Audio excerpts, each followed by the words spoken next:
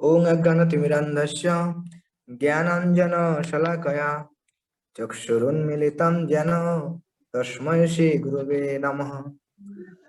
वंशकल्पतरुभ्यश्च कृपासिन्धुभ्येव च पतितानां पावनेभ्यो वैष्णवेभ्यो नमो नमः। नमो महावदन्नाय कृष्ण प्रेमप्रदायते कृष्णाय कृष्ण चैतन्य नाम्ने गौरतीशे नमः। हे कृष्णा करुणा सिंधु दीनबंधु जगत्पते गोपेश गोपिका कांत राधा कांत नमस्तुते। तप्त कांचन गौरांगी राधे वृंदावनेश्वरी विश्वभानुसुते देवी प्रणमामि हरिप्रिये। जय श्री कृष्ण चैतन्य प्रभु नित्यानंद श्री अद्वैत गदाधर शिवासादि गौर भक्त वृंद। हरे कृष्णा कृष्णा कृष्णा हरे हरे हरे राम राम राम हरे हरे। जय कृष्ण प्रभुपाद की जय, समस्त भक्त वृंद की जय। तो हम सब जानते हैं आज हमारा जो संडे प्रोग्राम 10 से 11 बजे उसमें हम सब एकत्रित हुए हैं और आज का जो क्लास का टॉपिक्स है वो होते हैं आत्मा का स्वरूप। हम पिछले कोई दिनों से अलग अलग तरीके से आत्मा के बारे में हमको सारी जानकारी मिल रहा था। जैसा लास्ट क्लास में था हमारा असली पहचान, और उसके पहला था दुखों से मुक्ति। इस प्रकार से अलग अलग तरीके से हमने आत्मा के बारे में हमको जानकारी मिल रहा था। लेकिन आज का जो क्लास है ये सीधा आत्मा के ऊपर रहेगा, क्योंकि इस श्रीमद् भागवत गीता का जो दूसरा अध्याय है गीता सार, इसके ऊपर आधारित करके ये सारी प्रोग्राम अभी चल रहा है। हम भगवत गीता को फॉलो करते हैं, हम धीरे धीरे पूरा भगवत गीता को कंप्लीट करेंगे। तो अभी दूसरा अध्याय चल रहा है।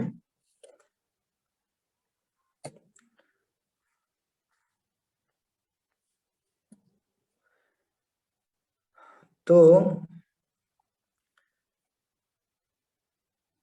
जगतगुरु श्रील प्रभुपाद की कृपा से हम इस्कॉन संस्थान में हैं और जिस तरह से इतना सुंदर भक्त संघ का हमको मौका मिल रहा है, हमको भगवान के बारे में भक्ति हम कैसे करें वो सब जानकारी हमको केवल श्रील प्रभुपाद के कारण सब कुछ मिल रहा है। तो इस श्रील प्रभुपाद को हम उनके प्रति हम बहुत ही आभारी हैं और उनके बिना हमको एक कृष्ण भक्ति का भी मिलता नहीं था। तो इस प्रकार जब हमारा पिछले आचार्य हैं उनके प्रति जब हम ऐसा समर्पित रहेंगे तब हम भक्ति में बहुत तेजी से आगे बढ़ेंगे। तो आज हम शुरू करते हैं। आत्मा, हम केवल आत्मा के बारे में सुन रहे थे, लेकिन आत्मा क्या है, वो आत्मा कैसे है, उसको देखते कैसे हैं, उसको परिमाण कितना है, कितना बड़ा है, वो भी जानना चाहिए हम। तो इसीलिए ये शिला प्रभुपाद के तात्पर्य है, इससे हम एक श्लोक आपको सुनाते हैं और दिखाते हैं।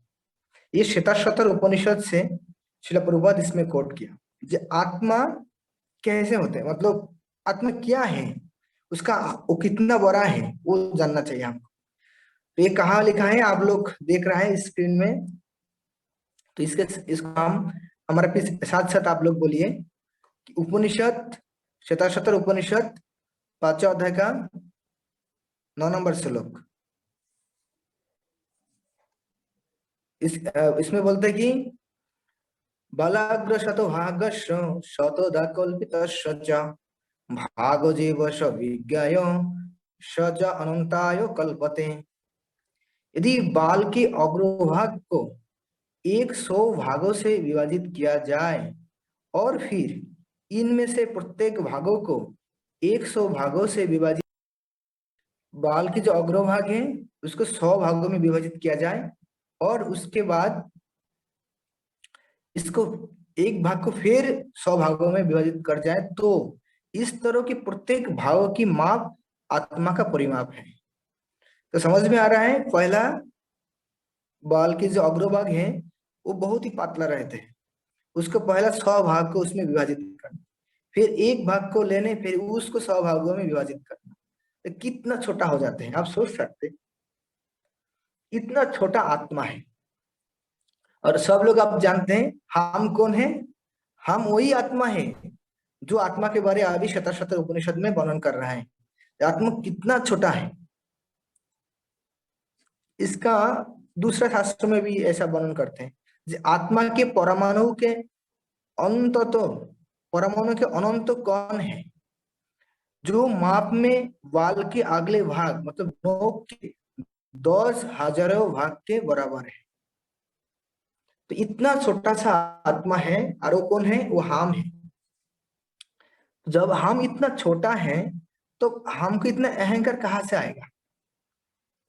लेकिन लोगों को पता ही नहीं कि हम आत्मा है और आत्मा इतना छोटा है, इसीलिए वो लोग इतना अहंकारी होते हैं, इतना घमंडी बन जाते हैं। वो भौतिक रूप में उनका कुछ उन्नति होते हैं और डेवलप होते हैं, कुछ पैसा वो इनकम करते हैं, उनका कुछ यश मान प्रतिष्ठा होते हैं, और तब वो घमंडी बन जाते हैं। तो जिनको पास ऐसा ज्ञान है वो कभी भी ऐसा अहंकारी नहीं बन सकते। तो आत्मा तो हम समझ ले कि आत्मा कितना छोटा है, लेकिन इसको स्थिति क्या है?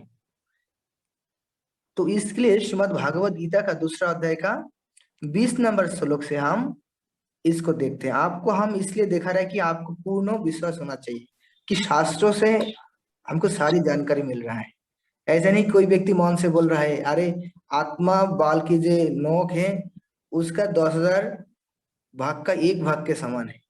तो ऐसा भी कोई नहीं बोल सकते, क्योंकि हमको कहाँ से मिला? इस शतर शतर उपनिषद में स्पष्ट रूप में बताया गया है कि बाल इतना सा छोटा होते हैं। हम्म। तो उसके बाद ये आत्मा कैसे होते हैं, आत्मा की स्थिति क्या है, इसलिए हम ये श्लोक एक बार हम देखते हैं क्या। दूसरा अध्याय का 20 नंबर श्लोक। न जयते म्रियते वा कदाचिन नयं भूत्वा भविता वा न भूय अजो नित्य शश्वतोऽयं पुराणो न हन्यते हन्नो माने शरीरे। क्या बताया? न जायते मतलब इसका कभी जन्म नहीं होता, म्रियते मृत्यु भी नहीं होता, वहां कदाचिन नयम भूता भविता व न भूयो। कदाचिन मतलब भूत, कभी भी, मतलब भूत वर्तमान भविष्य कोई भी समय में इसका जन्मा, ये कभी जन्मा नहीं है। कभी भूत वर्तमान भविष्य कोई भी समय में आत्मा कभी जन्म नहीं लेता है और कभी जन्म नहीं लेगा। तो क्या होता है? वो अजन्मा, नित्य, शाश्वत मतलब अजो, अजो मतलब अजन्मा, नित्य मतलब शाश्वत। हाँ, नित्य मतलब नित्य, शाश्वत स्थायी, स्थायी, और अयम, अयम पुरानो, और सबसे की प्राचीन, माने पहला से ये है। बोलते हैं ना, जैसे भगवान के एक सुंदर श्लोक आते हैं, ईश्वर परम कृष्ण सच्चिदानंद विग्रह अनादिर आदि गोविंद सर्व कारण कारण। तो कृष्ण कौन है? अनादिर आदि, माने आदि के आदि होते भगवान श्री कृष्ण। उसी प्रकार आत्मा भगवान कृष्ण की अंश है, इसीलिए ये आत्मा को भी क्या बोलते हैं? पुराण, पुरानो, बहुत प्राचीन, पहला सी है।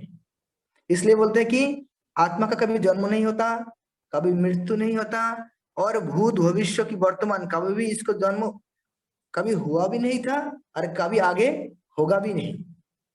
तो कैसे है? ये अजन्मा, नित्य, शाश्वत और पुरातन है। जब जिनको मृत्यु नहीं होते, जन्म नहीं होते, तब क्या होता है? शरीर के मारे जाने के बाद वो मारा नहीं जाता। इसमें स्पष्ट बोलते हैं कि जब कोई शरीर का मृत्यु होते हैं तब भी आत्मा का कुछ नहीं होता। आत्मा क्या करते हैं? शरीर को छोड़ के दूसरी शरीर में चले जाते हैं। इसलिए भगवत गीता का नेक्स्ट श्लोक देखिए, क्या बात है इसमें। वशांसि जीर्णानि यथा विहाय नवानि गृह्णाति नरो अपराणि तथा शरीरानि विहाय जीर्णानि अन्नानि संयाति नवानि देहि। ये कहाँ लिखा है? ये भगवत गीता का दूसरा अध्याय का 22 नंबर श्लोक में स्वयं भगवान अर्जुन को बोल रहा है, अर्जुन को कि तो आत्मा का मृत्यु नहीं होते, तो जो हम देखते लोग मरते हैं वो क्या है? तो उसको समझाने के लिए भगवान बहुत सुंदर उदाहरण दिया। क्या उदाहरण दिया? वासांशी जीर्णानि यथा विहाय, मतलब हमारा जो कापड़ा है, ये कापड़ा जब पुराना हो जाते हैं तो हम क्या करते हैं इसको, मतलब जिस प्रकार मनुष्य पुराने वस्त्रों को त्याग कर नए वस्त्र धारण करता है, उसी प्रकार आत्मा पुराने तथा व्यर्थ के शरीर को त्याग कर नवीन भौतिक शरीर धारण करता है। वासांशी मतलब वस्त्र, जीर्णानि मतलब पुराना फाटे हुए जो वस्त्र है, जब ऐसा होता है हम उसको पहनते हैं? नहीं पहनते। तो हमें क्या करते हैं, तब हमें उसको त्याग देते हैं। और त्याग देने देने के बाद हम क्या करते हैं, हम नया कपड़ा पहन लेते हैं, बोलते नवानी गृह्णाति, नया कपड़ा कपड़ा ग्रहण करते हैं। उसी प्रकार तथा उसी प्रकार शरीरानी, जब शरीर ये विहाय जीर्णानि मतलब ये पुराना हो जाता है। पुराना मतलब क्या है?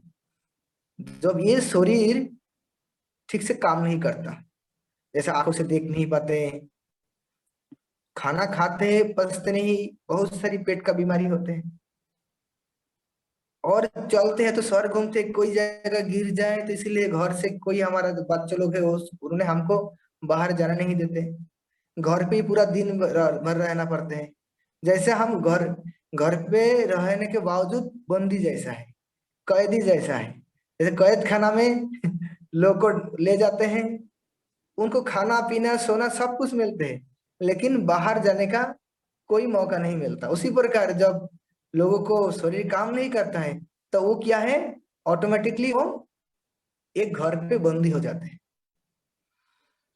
तब उसी समय हम देखते हैं बहुत जो बुढ़े व्यक्ति हैं, ऐसा हमने देखा भी है, बहुत सारी दादा दादी की बुजुर्ग आदमी, वो उनके पास हम जब जाते हैं तब बोलते हैं आ, बाबा जी की, गुरु जी की, प्रभु जी आप हमारे लिए भगवान के पास प्रार्थना कीजिए, जिस क्यों जिस जल्दी जल्दी हमारा मृत्यु हो जाए, और अच्छा नहीं लग रहा है, ये पूरा दुनिया अभी फीका हो गया और सहन नहीं हो रहा है। आप तो भगवान की भक्त हैं, तो आप कृपा करके भगवान को बताइए ना, जिससे हमको जल्दी जल्दी मुक्ति हो जाए।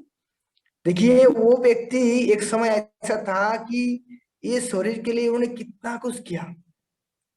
हम्म, कितना मेकअप लगाया, कितना साबुन यूज किया, कितना सुंदर सुंदर अलंकार पहना, कितना सुंदर वस्त्र पहना। अभी सारी वस्त्र सारी अलंकार लौका में है, उसको पहनने की इच्छा नहीं होता है।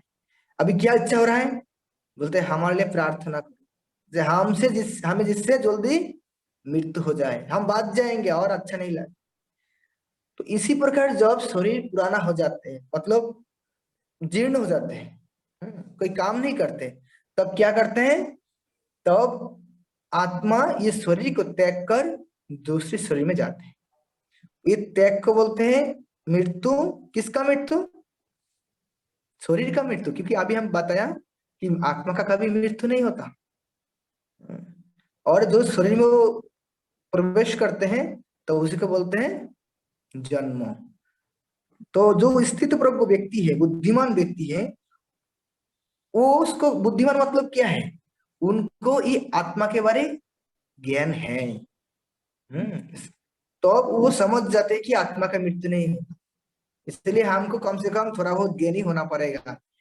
ज्ञान के बिना हम दुनिया में कुछ भी वस्तु जीत नहीं सकते।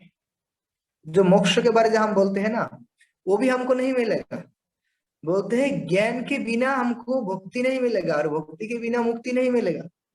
इसलिए हमको ज्ञानी होना पड़ेगा। ऐसा बोलने से नहीं चलेगा कि अरे हमको कुछ आते नहीं है, हम गांव के आदमी है, हम अनपढ़ है, नहीं इससे कुछ फर्क नहीं पड़ेगा। अरे जीवन आपका है, तो आपको इस जीवन को लेकर सोचना पड़ेगा। हमको जानना चाहिए कि नहीं जानना चाहिए। हमको पढ़ाई नहीं आती, लेकिन सुनना तो आते हैं ना। जब सुनने का मौका मिले तब तो हम जा सकते। तो इस प्रकार से हमको क्या करना चाहिए, कम से कम एक आत्मा के बारे में हमको ज्ञान होना चाहिए। तब हम बड़े से बड़े दुख में भी हम उसको एकदम डटे रहेंगे, हम विचलित नहीं होंगे, दुख हमको स्पर्श नहीं कर पाएगा। तो आत्मा के बारे गीता में भगवान और क्या बताया, ये बोल के भगवान रुके नहीं है। भगवान और अच्छा से ये आत्मा के बारे में वर्णन करते हैं, क्योंकि आत्मा का मृत्यु नहीं होते हैं। फिर क्यों अर्जुन इतना भयभीत थे, जे इस इतना सारे लोगों को मारना पड़ेगा, इतना सारी पाप मुझे लगेगा, और इसको मार के जो राज्य हमको मिलेगा तो उससे हमारा क्या लाभ है। ऐसा राज्य हमको नहीं चाहिए, हम भीख मांग के खाएंगे। तो भगवान बोलते हैं देखो, ये सब तो आत्मा है, आत्मा का तो जन्म नहीं होता, मृत्यु नहीं होता। ये तो केवल एक शरीर को त्याग कर नया शरीर को ग्रहण करते हैं। और तुम जो सोच रहे हो इसको वध करोगे, ऐसे है ही नहीं। क्योंकि इसमें से भगवान बोलते हैं 23 नंबर श्लोक में, नैनम छिन्दन्ति शस्त्राणि नैनम दहति पावक न चैनम किल दयंत आपो न शोषयति मारुत। क्यों नहीं मार पाएगा, क्योंकि भगवान कहते हैं नैनम छिन्दन्ति शस्त्राणि, ये आत्मा को भी शस्त्रों से हम खंड खंड नहीं कर सकते, उसको काट नहीं सकते। नैनम दहति पावक, पावक मतलब, इसमें सुंदर शब्द अर्थ प्रभुपाद जी ने दिया। पावक मतलब अग्नि, ना अग्नि से हम इसको दहन कर सकते। देखो और क्या नहीं कर सकते, न चैनम किल दयन तो आपो, न चैनम किल दयन तो आपो। किल दयन तो मतलब, किल दयंती मतलब भीगा नहीं सकता है, किससे, जल से। ना इसको मारू तो शोषयति मारू तो, हवा से इसको सुखा भी नहीं सकते। और आत्मा और कैसे है, नेक्स्ट वाले में भगवान कहते हैं अच्छेद अयम अध्यायो अयम अक्लेद अशेष एवच नित्य सर्वगतो स्थानो अचल अयम सनातनः। ये यह आत्मा अखंडित तथा अघुलनशील है। हाँ, इसे ना तो जलाया जा सकता है, ना ही सुखाया जा सकता है। यह शाश्वत सर्वव्यापी अविकारी स्थिर तथा सदैव एक सा रहने वाला है। तो आत्मा के बारे में हमको क्या क्या मिला, ये देखिए भगवान आत्मा के रूप में हर जीव के अंदर है। आत्मा या चतुर्भुज विष्णु के रूप में परमात्मा होते हैं। हाँ, ये परमात्मा सब जीवों का हृदय में रहते हैं। इसके बारे हम आएंगे, उसके पहले हम बोलते हैं कि आत्मा, फिर आत्मा को काट नहीं सकते शस्त्रों से, उसका आग से जला नहीं सकते, उसको पानी से भिगा नहीं सकते, हवा से सुखा नहीं सकते। तो जब ऐसा कुछ भी नहीं कर सकते, तो आत्मा का अर्जुन तुम कैसे मार सकते हो, ये कभी संभव ही नहीं है। इसलिए भगवान कृष्ण अर्जुन को कहते हैं, इसलिए तुमको एक विषय में कोई सोचने का जरूरत नहीं है, कोई चिंता करने का जरूरत नहीं है। तुम केवल धर्म का पक्ष में युद्ध करो, क्योंकि धर्म वही होते हैं जो, जिससे सबको मंगल होते हैं, जो भगवान स्वयं कहते हैं वही धर्म है। हम कुछ बोलेंगे, वो व्यक्ति ज्यादा ही पढ़ाई लिखाई किया वो भी कुछ बोलेगा, उन्हें भी कुछ बोलेगा, सबको बात लेके एक धर्म बनाएंगे, ऐसा नहीं चलेगा चलेगा। धर्म से साक्षात भगवत प्रणीतम, ये धर्म साक्षात भगवान खुद प्रदान करते हैं, खुद प्रदान करते हैं। तो कृष्ण जो कहते हैं वही धर्म होता है।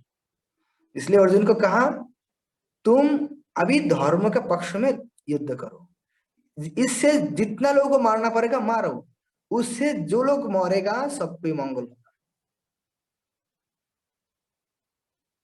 तो अभी श्रील प्रभुपाद कहते हैं जो ये जो आत्मा है, ये आत्मा अकेला नहीं रह सकते, क्योंकि आत्मा वो अकेला रहेगा तो उसको सारी काम का जो क्या परमिशन वो कौन देगा? क्योंकि आत्मा तो भगवान के अंश होते हैं। तो अंशों का मतलब होता है कि जैसे आत्मा का जो अभी जो हम बताया, जो आत्मा के स्वरूप, ये इसको हम बोल सकते हैं बाहिक दृष्टि से, मतलब बाहरी उनको पहचान है।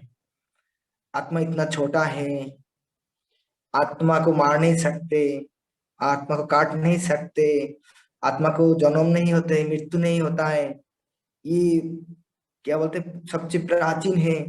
ये सब जो आइडेंटिटी अभी हमने बताया श्रीमद् भागवत गीता से, ये सब आत्मा का बाहरी पहचान है। ओरिजिनल पहचान क्या है? वो श्री चैतन्य चैतामृत में वर्णन करते हैं। ये आत्मा क्या होते हैं?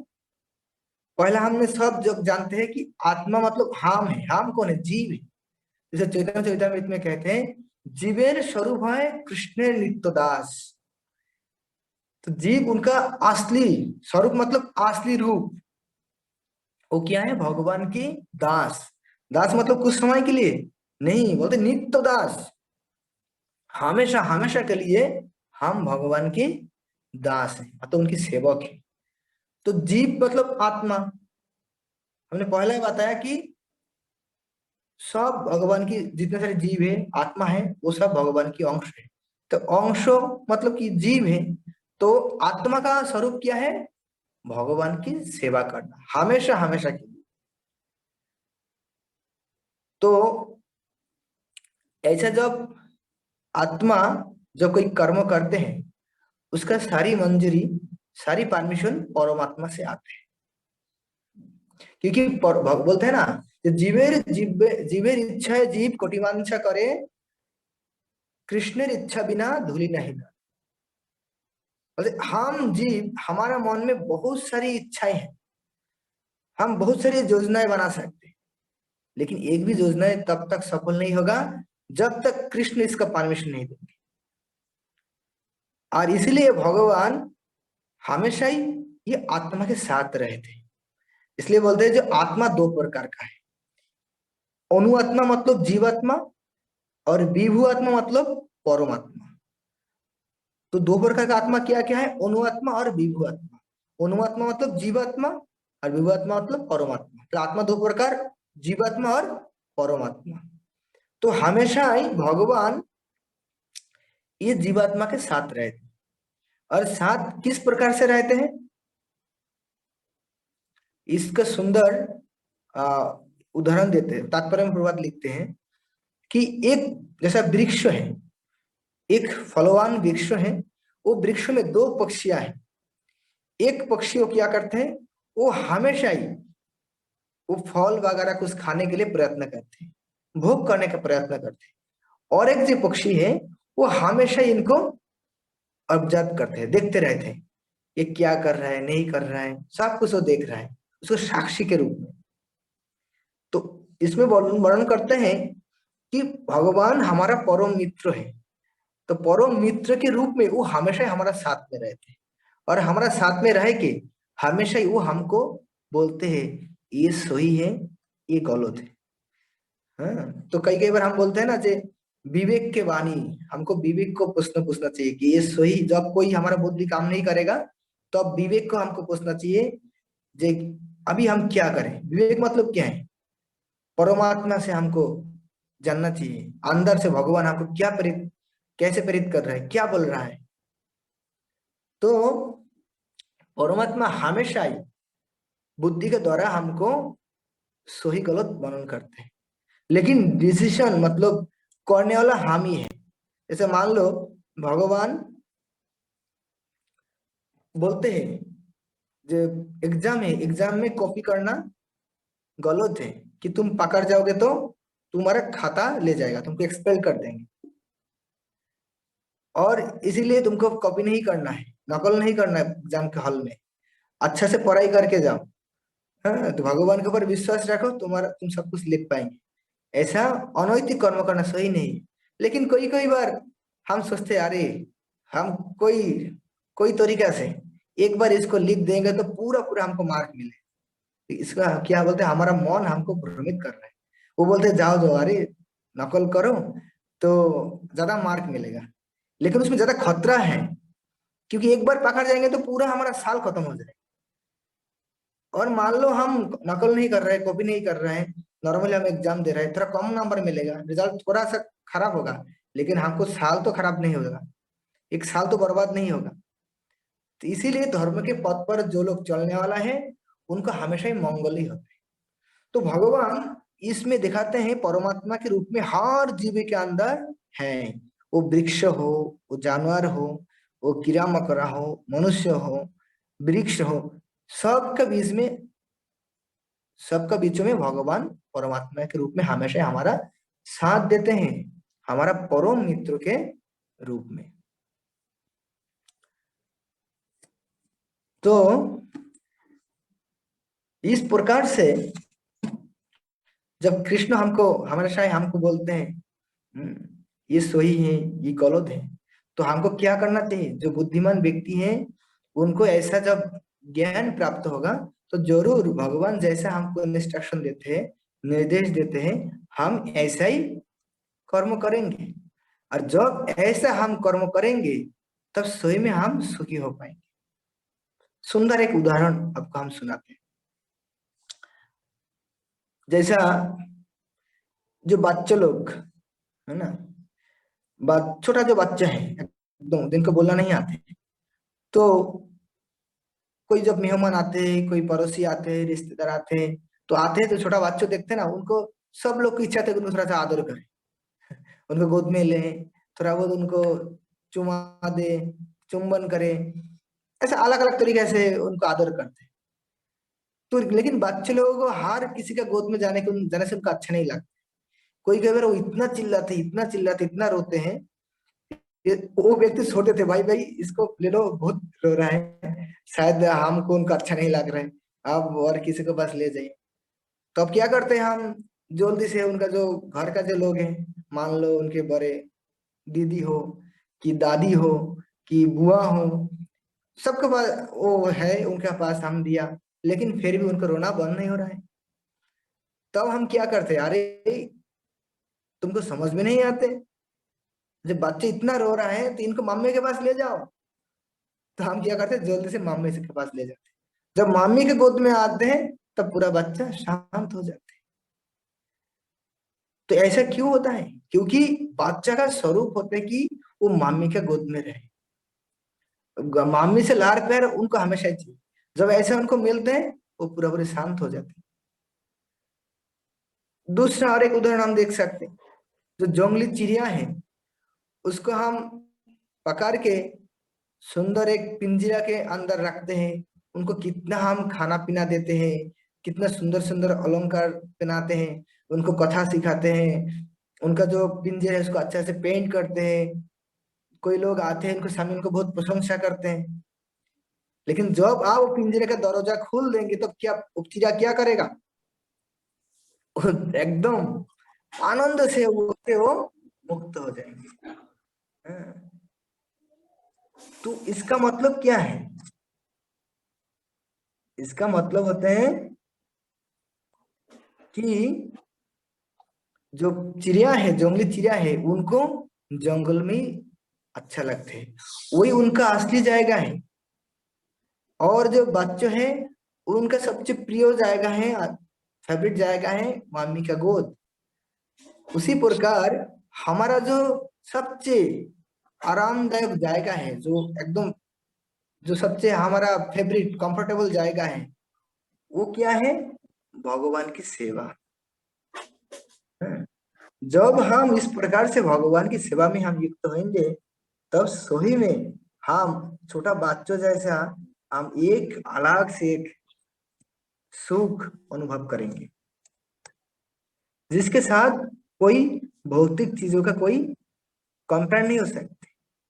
और जब भगवान की हम जब सेवा करेंगे तब एक जो जंगली चिड़िया जैसा वो मुक्त हो जाते, उसी प्रकार हमको मुक्ति का स्वाद मिले, उसी प्रकार हमको आनंद मिले। तो इसलिए हमको क्या करना चाहिए, हमारा असली स्वरूप क्या है, भगवान की नित्य सेवा करना है। और हम ऐसा सेवा नहीं करेंगे तो क्या होगा, पूर्वज जी ने कहते हैं, जो गॉड मतलब भगवान, GOD गॉड, तो ये गॉड को सेवा नहीं करेंगे तो इसको उल्टा पलट दो, तो क्या हो जाएगा, GOD गॉड के जाएगा में DOG हो जाएगा, तो क्या हो जाएगा, डॉग हो जाएगा। तो आप भगवान की सेवा नहीं करोगे तो आपको जानवर की सेवा करना पड़ेगा। तो जो बड़ा बड़ा जो सब डेवलपमेंट कंट्री है, आर्थिक दृष्टि से, भौतिक दृष्टि से सबसे उन्नत देश है, ऐसे अमेरिका है, जर्मन, जापान, ऑस्ट्रेलिया, इंग्लैंड, कोई जो बड़ा बड़ा देश है, वो देश का लोग वो भगवान को भूल के क्या कर रहे हैं, वो भगवान को भूल के वो कुत्ता की सेवा कर रहे हैं। सेवा करना तो हमारा असली स्वरूप है, तो सेवा किसको करना है, परमात्मा पूर्ण पुरुषोत्तम भगवान श्री कृष्ण की हमको सेवा करना है। ठीक है, तो जब ऐसा हम परमेश्वर भगवान की सेवा करेंगे तो भी केवल हम जो चीज जिंदगी भर चाहते हैं, आनंद, आनंद, वो केवल तो भी हमको प्राप्त होगा। तो भगवान ऐसा आनंद हमको कब मिलेगा, चैतन्य महाप्रभु कहते हैं कि हम जब भगवान की नाम कीर्तन करेंगे, जब बोलते ना उसमें हम शिष्टाष्टकम में हम सुन रहे थे, क्या सुन रहे थे, आनंदम बुद्धि वर्धनम पोति पदम पूर्णाम मृताच्छादनम। जब हम ये हरे कृष्ण महामंत्र की जप करेंगे, भगवान के पवित्र नाम कीर्तन करेंगे, तब हमको पूर्ण जो आनंद है उसका सागर मिलेगा, और हर पग पग में वो आनंद केवल बढ़ता है। इसलिए हम आनंद चाहते हैं तो हमारा स्वरूप में हमको आना चाहिए। स्वरूप क्या है, स्वरूप हम तो आत्मा है, तो आत्मा का एक ही कर्म हो भगवान की सेवा। तो हम संसार में रह रहे हैं, हमको बहुत किसी को सेवा करना पड़ता है, तो इसको हमको हमें कैसे देखें, जैसे हमारा पिता है, माता है, बच्चों है, रिश्तेदार है, पड़ोसी है, सबको हमको सेवा करना पड़ता है। हमारा घर का जो पालतू जानवर है उसको भी सेवा करना पड़ रहा है, तो इसको हम सेवा नहीं करेंगे, इसका सेवा बंद कर दे। तो इसलिए हमको जानना चाहिए, थोड़ा बहुत हमको ज्ञान होना चाहिए। जरूर इसको हमको तो सेवा करना ही है, लेकिन कैसे सेवा करेंगे, जैसे मान लो घर पे आप लोग खाना बना के सबको खिलाते हैं, आपको पालतू जानवर को भी खिलाते हैं, घर के जो अपना लोग है उनको खिलाते हैं, मेहमान आते हैं उनको खिलाते हैं, रिश्तेदार को भी खिलाते हैं, क्या बोलते हैं, पड़ोसी को भी खिलाते हैं, सबको तो खिलाते हैं ना। लेकिन खिलाने के पहला पहला वो जो रसोई करके भगवान को भोग निवेदन कीजिए, तब क्या होगा, भगवान की प्रसाद बन जाएगी। अरे ये प्रसाद जब आप अपना जो अपन लोग हैं, घर के लोग हैं, रिश्तेदार है, मेहमान है, पड़ोसी, जितना लोगों को खिलाएंगे सबको क्या मिलेगा, भगवान की कृपा रूप प्रसाद। जैसे प्रसाद है सर्व दुखा नाम, भगवान की प्रसाद खाने से सारे दुख हमारा खत्म होते हैं। क्योंकि जो व्यक्ति भगवान को बिना भोग लगा के खाते हैं वो हर ग्रास ग्रास में पाप भोजन करते हैं, इसलिए वो कभी दुख सुखी नहीं हो सकती, हमेशा जिंदगी में केवल दुख ही दुख मिलेगा। सुखी होने के लिए क्या करना पड़ेगा, इसका जो मालिक है परमेश्वर भगवान श्री कृष्ण, पहला उनको ये सारी जो हमारा हमको जो मिलते हैं ये सब कुछ उनको निवेदन करना चाहिए, उनको ऑफर करना चाहिए, तो अब सही रूप में हम सुखी होंगे। तो इस प्रकार दुनिया में ये दुखमय दुनिया है, लेकिन ये दुख से पूर्ण जो दुनिया है इसमें भी हम सुखी हो सकते हैं। कब, जब हमारा स्वरूप मतलब आत्मा के स्वरूप क्या है, भगवान कृष्ण के असली स्वरूप भगवान कृष्ण की सेवा करना, ये जब हम करेंगे तभी हम केवल सुखी हो सकते हैं। और इस प्रकार से जब समाज का, देश का सारी लोग कृष्ण भावना में जागरूक होगा, तब पूरा संसार वैकुंठ बन जाएगा। तब आपस में कभी लड़ाई नहीं होगा, झगड़ा नहीं होगा, कुछ नहीं होगा, केवल एक ही चीज मिलेगा, आनंदो आनंद, आनंदम भवति परतम।